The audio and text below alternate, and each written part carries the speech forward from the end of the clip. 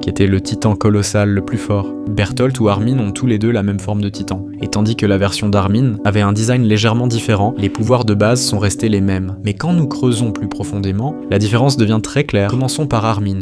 Il est pacifiste par nature. Il ne voulait même pas du titan colossal. Après en avoir hérité, il l'a à peine utilisé et manquait d'expérience réelle sur le champ de bataille. Même avant le timeskip, s'il l'a utilisé, c'était probablement uniquement pour l'entraînement, pas de combat sûr. Il est intelligent, mais n'a pas vraiment besoin d'utiliser son cerveau quand tu as juste une bombe nucléaire et un bouton. Parlons maintenant de Bertholdt. Bertholdt a été trié sur le volet par Marley, considéré comme le meilleur candidat pour hériter du colossal, et quand il s'est transformé pour la première fois, il n'est pas devenu fou comme la plupart des utilisateurs de Titan, il a montré un contrôle total immédiatement. Même Marley a été choqué, l'appelant le dieu de la destruction. Il pouvait contrôler la taille de son explosion, libérer de la vapeur sur commande, et même disparaître complètement après la transformation. Ce niveau de maîtrise et de précision est quelque chose qu'Armin n'a jamais atteint, et n'oubliez pas, Armin a dû se brûler vif juste pour vaincre Bertholdt, et même cela n'a fonctionné que grâce à une armure de complot massive, donc je suppose que nous avons un gagnant clair ici.